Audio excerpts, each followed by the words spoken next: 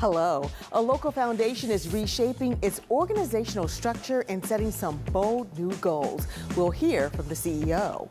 And plans are underway to open a brand new high school in the area with a heavy focus on entrepreneurship. The leaders will share when enrollment begins. Plus, we'll see several Pittsburgh women surprised on the job. They're being honored as women in the workforce, and we'll have more on their upcoming celebration. So pull up a chair and meet us at the corner. Intersection starts right now.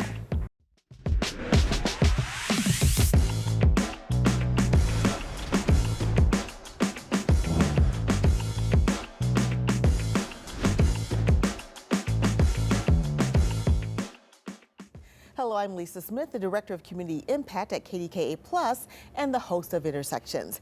After nearly 45 years, the POISE Foundation has been a constant source of financial support for organizations in Pittsburgh's Black community. While continuing its philanthropic mission, the POISE Foundation is making some bold changes. It comes after completing a 10-year strategic plan that they are now implementing with some major goals. Joining us now to talk about this new chapter for the organization is Mark Lewis. He is the Chief Executive Officer for the POISE Foundation. Thanks so much for being with us. Thank you. Appreciate the invitation. Absolutely. So tell us a little bit first off about the POISE Foundation for maybe some who aren't aware of what you guys do. Sure. So as you mentioned, POISE Foundation, we were started in 1980 by Bernard Jones. Mr. Jones was a person that grew up in the Hill District in the 30s, 40s, 50s. He created various organizations, including youth organizations, and then worked for Allegheny Conference for several years. And through all of those experiences, it kind of led him to understand that the Black community needed an asset that it owned and it controlled that could reinvest back into it. Mm-hmm. And so he did a lot of research, and a foundation was the best community asset that he could envision to accomplish that goal. And so he started the organization with about $167,000 in 3 funds, totally volunteer for the first 16 years of our existence, and then it began to grow and build from there. Yeah, and really you were telling me before, it was really one of the first Black foundations in the country. Yes, so we were the second Black public foundation and the first Black community foundation in the country. And so his vision was really before his time, and a lot of the things that he thought about in the ways to reinvest back in us weren't things that a lot of people in the Black community were thinking about back in the 60s, 70s, and 80s. Yeah, so really a legacy that you guys are working to continue. Very much. So how do people engage with the foundation today? Sure, so if you think about how we work, it can really be in maybe 2 or 3 segments. So we work with donors, people who either create funds in the foundation for charitable purposes that they determine, and then we help manage that and help them invest those assets back into the community. We work with grantees. So grantees apply to the foundation. Most of them are nonprofits in the Pittsburgh area, but we also do a lot of scholarships and do some scholarships and grant making across the country as well, based off of donor intention. And then we also do what we call fiscal sponsorship and grants administration, where we work with entities that may not be 501c3 or charitable organizations, and we partner with them and help them to receive contributions so they can execute their programs. Okay, so you recently underwent this kind of changes things up for you guys a little bit. So tell us a little bit about what the goals are from that plan, and then what are those changes that you guys made? Right. So we started out really looking at what focus should we have in the community over the next 5 years. And talking with stakeholders and a lot of people involved, it became a 10-year plan. We know it takes a while to create solutions. It takes a while to really achieve certain types of goals. So there are 4 main goals that we're focused on. The first is grow our assets and sustainability. Next is to tell our story, part of why we're here today. The third is to improve how we work, how we become more efficient, take advantage of tools and technology. And the fourth is move the needle. And that's our ability to convene, to come up with various critical initiatives to support our community, both locally and nationally. Yeah, and so part of that meant some changing in the structure. Yes. Tell us a little bit about those changes and how you think that will help you achieve some of these goals. Sure. So one of the main changes that we did is we split. So prior to 2025, I was the president and chief executive officer of the organization, which I've held that position for quite a while. And after executing the strategic plan or completing the strategic plan, and even before that, it was our goal to split kind of the responsibilities apart. And so Karis Jackson, who was our chief operating officer, is now the president and chief operating officer, and I'm retaining the chief executive officer position. The real goal is that she is now running the day-to-day operations and managing the total day-to-day operations of the foundation. And my goal is to really help us to achieve those first two goals, to grow the assets, become more sustainable, and to really begin to tell our story in a much broader way so people understand what a foundation is and then what POISE Foundation is and how we've been a benefit to the community, but more importantly, how we can benefit the community if we can achieve significant growth and sustainability. Yeah. Okay. So talk a little bit about the growth piece and the assets. I know that you're trying to really substantially grow the assets. Right. So tell us about that portion and how you plan to make that happen. Sure. So again, we have set this as a 10-year goal, and at the end of those 10 years, we have a goal to get our assets to $100 million in the foundation. Put that in perspective, right now our assets are about 15 million, so it's a significant growth goal that we look to achieve. Yeah. For the first 3 to 5 years, we have a $40 million target, and that $40 million is really focused on two primary areas. One is to grow our POISE operating endowment fund, which is what sustains us and helps us to operate, helps us to be more proactive in the community. Mm-hmm. And then the second second 20 million is really focused on the POISE endowment fund, and that's our unrestricted grant-making fund. So that's where if we get proposals coming in for a variety of different purposes, we can respond to those proposals that don't have other donor-directed initiatives set for that, as well as allow us to be more proactive when we think there are critical things that need to take place in our community that we can then seed and then support in that way. Yeah. So right now you're at 15 million. To some people, that sounds like a lot of money. But how does that compare to maybe some other foundations around town? Sure. So Pittsburgh, one, is very fortunate to have a lot of foundations. Most of them are private or family foundations, but we do have a lot of what we call public foundations. If you want to compare us as a community foundation to who is here locally, that would be the Pittsburgh Foundation. So I believe the Pittsburgh Foundation has about $1.7 billion under management right now. So if you look at us as 15 million, we've got a long way to go, but that's a great model and a great goal to go after. We're going to take it in a step. So the 100 million is our first goal, and then we want to launch from there. Yeah. What difference do you think getting to that 100 million will mean for the community here in Pittsburgh, particularly Sure. the Black community? Yeah, I mean, when I look back, as I mentioned, we started with $167,000. I think in 1983 was the first time we made grants. We did 5 grants for $17,000. Since that time, we have distributed over $50 million back into our community through, again, grants and scholarships. We have supported a lot of grassroots, small to mid-sized organizations, mainly Black-led, in our community. When the pandemic hit, and this was kind of eye-opening to us, we talked to a lot of different foundations and we compared our portfolios to who they were making their grants to. And we found out that most of the grant making that POISE does is to organizations that the other foundations weren't supporting. And so we have a niche that we were really filling in small, mid-sized organizations, primarily Black-led, that feed back into our community. And when the pandemic hit, we raised $1.5 million just to distribute to those type of organizations. And through our research and reporting, I think they touched between 150 and 200,000 people just in that short period of time. So we know if we can amplify that, it, one, gives us more money to give out, but then it also gives us more flexibility to initiate critical and key services in our community or support certain things that we don't have the ability to do today. Yeah. Well, it's definitely interesting, and hopefully, we'll be able to have you come back and tell us how things are going as Sure. you're progressing with. I'd love to do that. Yeah. Thank you so much. We appreciate it. Thank you. All Appreciate right. it. Intersections. We'll be right back.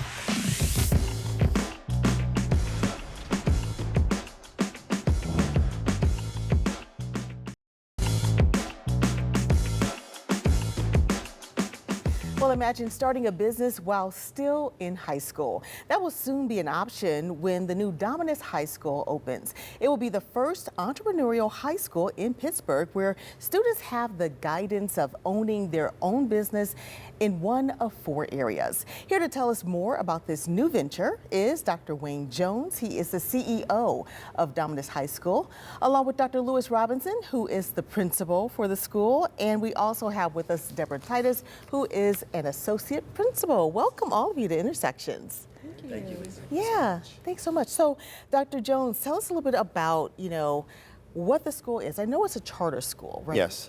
So tell us a little bit about how it's structured. Yeah, so Dominus High School is the charter school for entrepreneurs.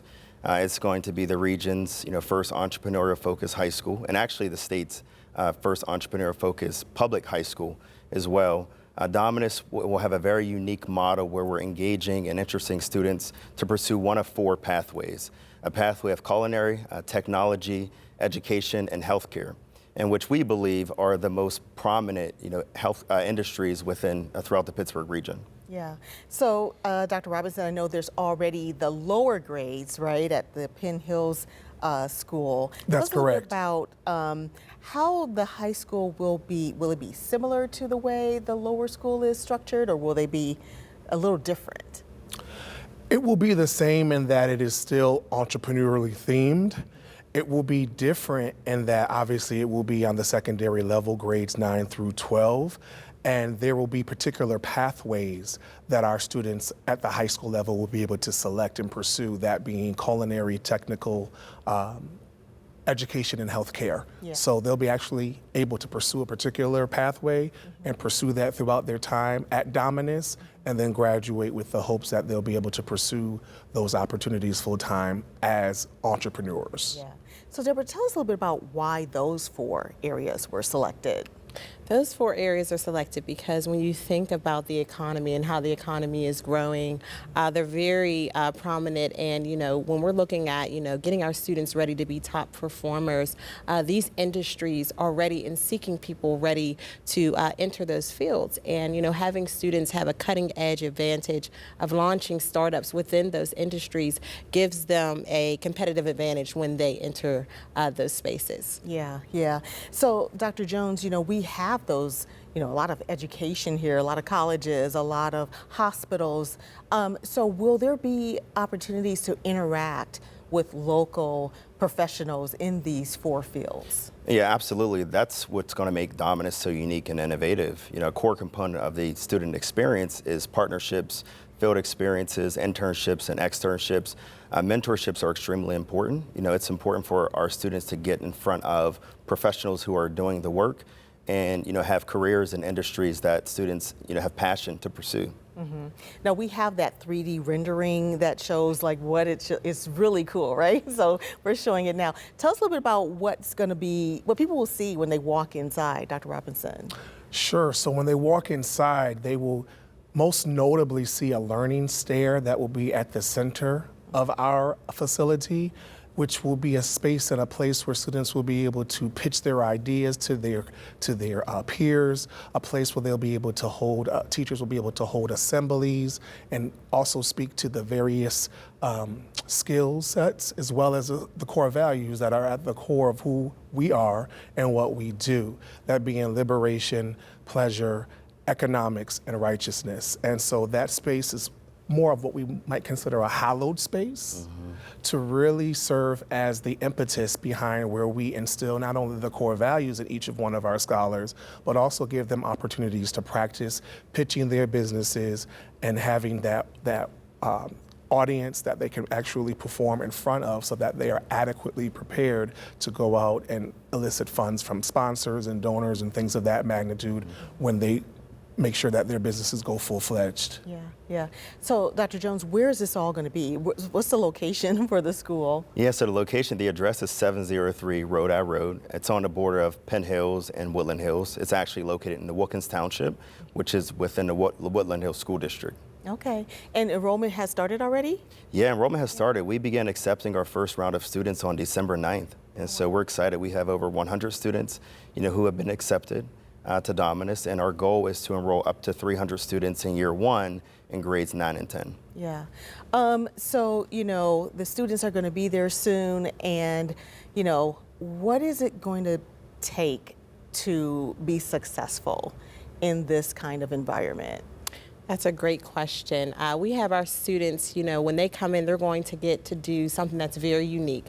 an exploratory experience where they'll get to explore these entrepreneurial pathways their first year. And then from that, they'll get to engage and be successful in pitching their pathway, almost as if they're choosing their major. And so they'll get to choose and pitch their pathway of choice.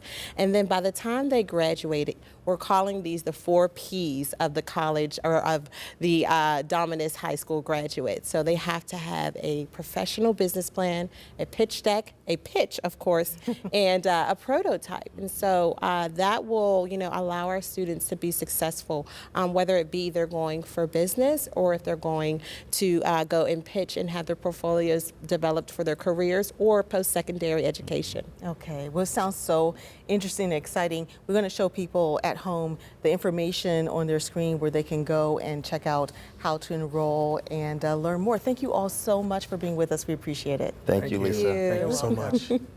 Well, coming up, an unexpected honor. Several women are being celebrated for their influence in the Pittsburgh community. Intersections. We'll be right back.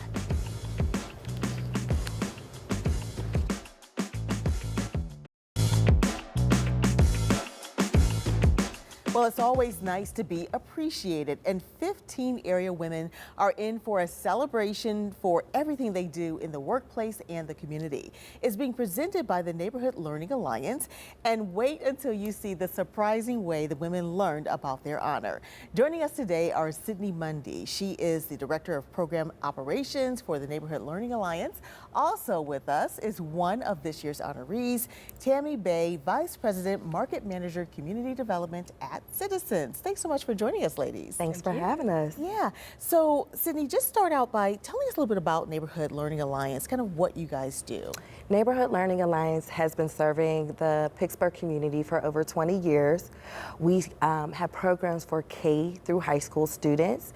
Our K to 5 programs, we have after school and summer programs, which we're gearing up to do. So check our website for summer programming. And then we have a robust high school university program where we offer college credits to students in workforce experience as well too. So we give them college courses for technology, health, business, entrepreneurship, and we'll be adding manufacturing, trade, and robotics to our career pathway this year. Oh, nice. Very nice.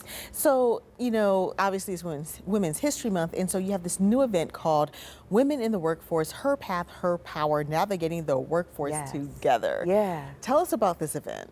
So we have 80 to 85% of females in our high school program. And we're really intentional about how do we reach them? How do we give them the opportunity to do college courses, but how we take that to the next level? How do we connect them to people who are doing the work and they're doing it well? So we wanted to take this time, what better month to do that, and connect them with awesome women in the city of Pittsburgh and show them what it looks like when you continue to persevere, you push forward, you take the college courses and you put your best foot forward. And what does that look like? And we have 15 women to show them on March 29th. Yeah, so, and like I said, this is the first time you've done this. Yes. And you have this super unique way of telling them that they were selected. Yeah. So we're going to look at some of the video and some of the reactions that everybody had. How did you guys come up with this idea of how to, surprise everyone, basically? So we want this to be not a traditional evening. So we were like, well, we got to make the introductories and the awardees surprise and celebrate them. So it was really us celebrating the women that we were honoring that night, and what better way to do that with a good surprise. Yeah, and Tammy, you were one of the honorees, or are one of the honorees. So first of all, what was it like for you when they kind of surprised you? Were you in a coffee shop? Where were you?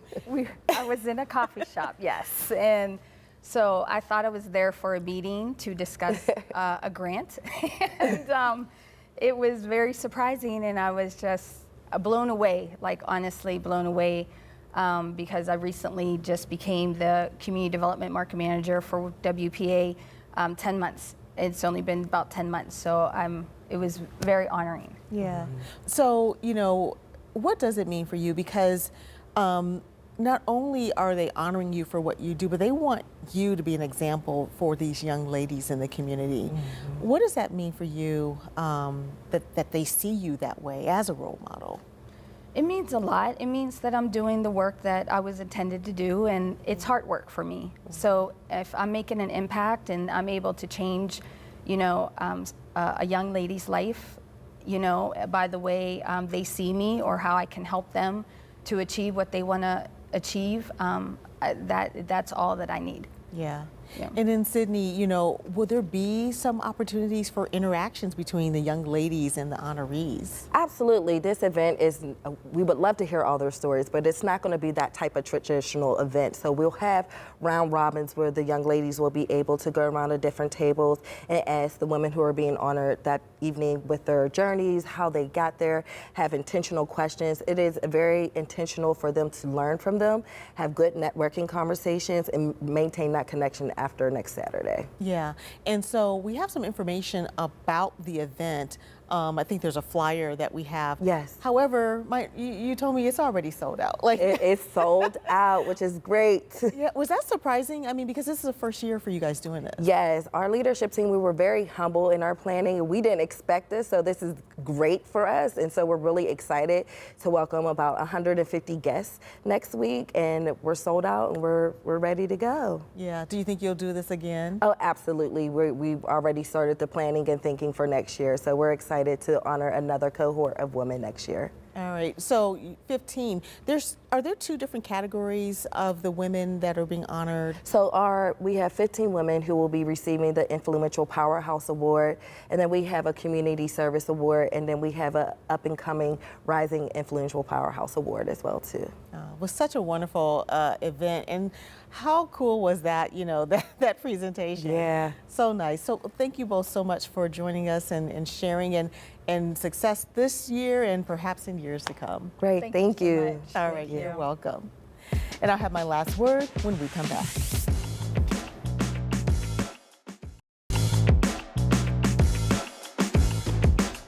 Appreciation. Sometimes you're so busy working and helping others, serving communities, going above and beyond, that it may seem like no one is watching. Other times people notice and maybe give you a shout out or a pat on the back. But then there are the times when those around you pull out all the stops. They make a concentrated effort to let you and everyone around you know how much you're appreciated. It's heartwarming to know someone notices your hard work and dedication. But did you know it can be just as heartwarming for you to make that moment of appreciation so special that it leaves someone speechless? Thanks for watching. We'll see you next time on Intersections.